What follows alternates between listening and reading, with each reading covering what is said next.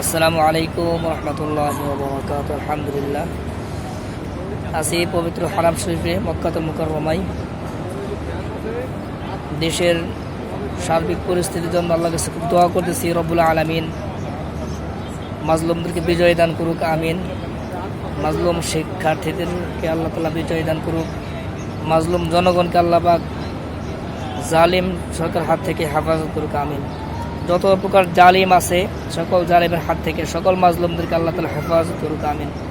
যদিও আসি প্রবাসে, মন গিয়ে রয়েছে রাজপথে বাংলাদেশের ছাত্র ভাইদের পাশে, তাদের ন্যায্য দাবি অধিকার আদায়ের জন্য যে মিছিল মিটিং হচ্ছে, তাদের সমর্থক হিসেবে আমি আমার এই ভিডিও বার্তা দিচ্ছি।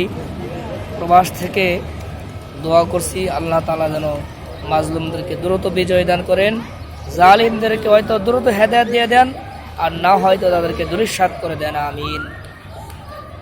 যারা ন্যায্য দাবি আদায়ের জন্য মিছিল করেন, আন্দোলন করেন, তাদের ন্যায্য দাবির পক্ষে আমি আছি।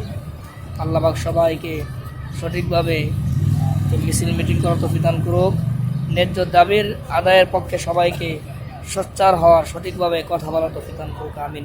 প্রত্যেকেই যার যার জায়গা থেকে, নিজ নিজ স্থান থেকে সদা সর্বদা সত্যের পক্ষে কথা বলতে হবে, সত্যের পক্ষে থাকতে হবে, অন্যায়ের বিরুদ্ধে রুখে দাঁড়াতে হবে। যদি আমরা সত্যের পক্ষে থাকতে পারি, অন্যায়ের বিরুদ্ধে রুখে দাঁড়াতে পারি, তবেই আমরা মনে করব যে আমরা একজন দেশের সত্যিকার নাগরিক এবং আমরা স্বাধীন দেশে বসবাস করি। আর তখনই আমরা উত্তম জাতি হব, যখন সৎ কাজের আদেশ এবং অসৎ কাজের নিষেধ আমরা মানুষদেরকে করতে পারবো, তখন নিজেরাই আমরা উত্তম জাতি হিসেবে দাবি করতে পারবো। আল্লাহ পাক আমাকে, আপনাকে, আমাদের সবাইকে সত্যের পথে থাকার, অন্যায়ের বিরুদ্ধে রুখে দাঁড়ান তৌফিক দান করুক, আমিন। আসসালামু আলাইকুম রহমতুল্লাহ।